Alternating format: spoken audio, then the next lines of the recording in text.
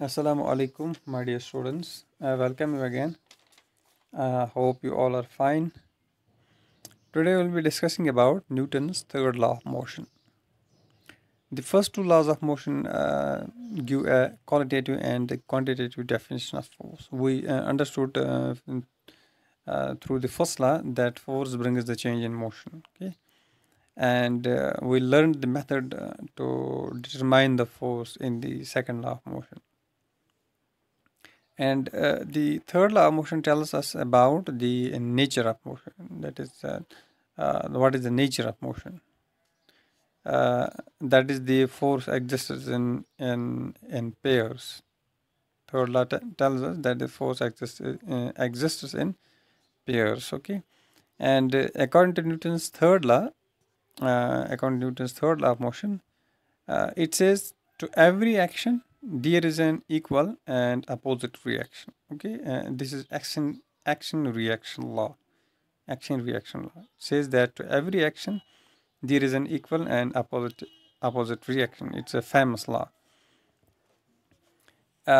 which implies that whenever an object applies a force on another object, okay, in a particular direction, the direction is important. Okay, the second object instantaneously exerts a force equal in magnitude and opposite in direction back on the first object. As you can see here, the image shows that action and reaction. If you put the action here, this object will react and it will cause the opposite force to act upon you. Okay, to act upon you. This is called action reaction force. So we can say if one object applies a force on another object, if this object is applying force on this object, okay, in a particular direction. For example, in this direction, the second object, that means this object, instantaneously exerts a force. Okay, it will instantaneously exert a force on this object, but that force will be equal in magnitude. Okay, the force which you apply on this object will apply the same force on you, but in opposite direction. Okay, in opposite direction. And these two opposing forces are known as action and reaction force. This is action force which this one is applying. Okay, and this is the reaction force which acts on this object by this object. Okay, so this is action force and this one is reaction force. So these two forces never act on the same object. That means if you got the same object, there will be no action and reaction force. This means that there should be two objects to apply the action and the reaction force. Okay, so but on the two different objects. Okay, if you have two different objects, the action and reaction force will apply. The action reaction forces between two bodies are equal in magnitude, as I have already told you that equal this action and reaction force are equal in magnitude. So we can say that they will not produce the same magnitude of acceleration. Okay, they will not produce the same magnitude of acceleration in the two bodies, because they act on different masses. This is one mass and this is another mass. Okay, so there will be no same magnitude of acceleration, uh, because there are two different masses.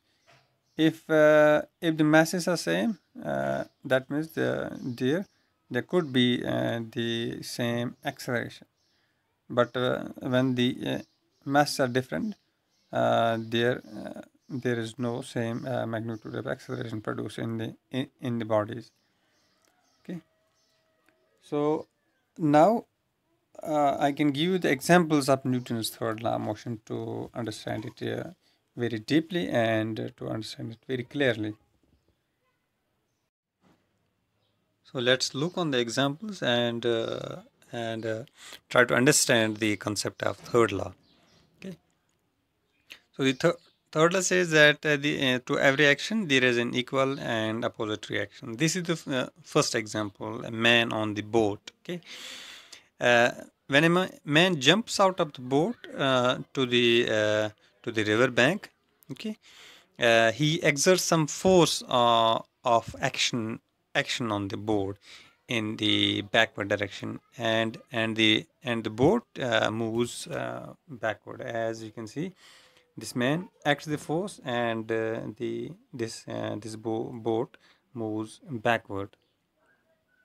And at the same time, the boat exerts an equal and opposite force in the forward direction. Okay, this boat exerts equal and opposite force in the forward direction, so that this man can jump over this. Okay, so the man can jump.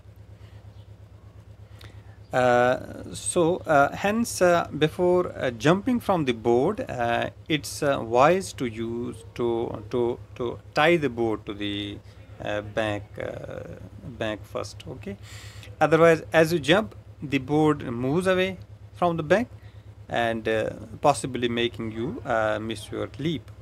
Okay. And also, you must have noted that the boatman does in order to push away his boat from the bank. When a boatman wants to move away from bank of the river, he sits in the boat and pushes the river bank with his oar. When the boatman exerts a force of action on the bank exerts an equal and opposite force of reaction on the board, and the boat moves away from the bank.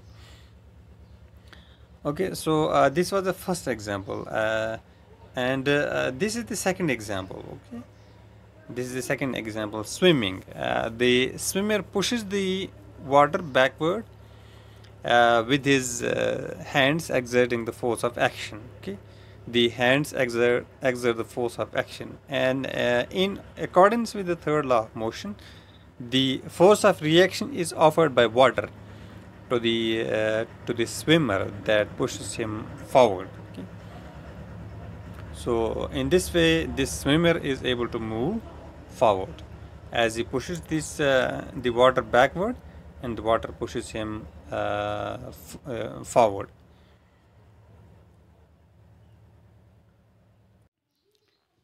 This is the other example. It's called the recoiling of the gun. Okay, recoiling of the gun. When a bullet is fired from the gun, it exerts a forward action force on the bullet. Okay, and the bullet exerts an equal and opposite reaction force on the gun.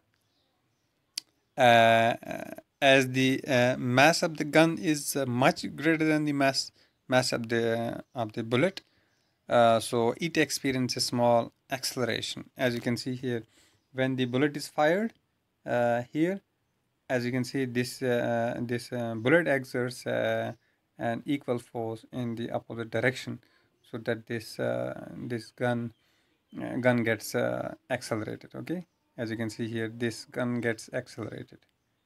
This gun gets accelerated a little bit, but it gets accelerated. Okay, because this man holds it very tightly, so this man exerts a very great force on this gun, and this bullet exerts the same force in the opposite direction on this man. Okay, and on this gun also. So this is the recoiling force, what we call it as a recoiling force. Okay, uh, because its mass is very greater as compared to the bullet, so it accelerates a little bit as compared to to the bullet. Okay. Let me discuss another example. This is the flying of rocket. Okay, flying of rocket. And this applies to the jet planes also, flying of rockets and jet planes. So in rockets, the fuel burnt is released in the form of hot air and compressed gas. Okay, here the fuel burns and it is released in the form of hot and compressed gas. So so this gas, so this fuel or this burn fuel exerts a downward action force. Okay, the force of action, and as a result of this, an equal force of reaction is exerted by the gases in the opposite direction. Okay, the equal force is exerted in the opposite direction by the gases. So and this gives an upward thrust to this rocket. Okay, let's talk about another example. This is the example of walking.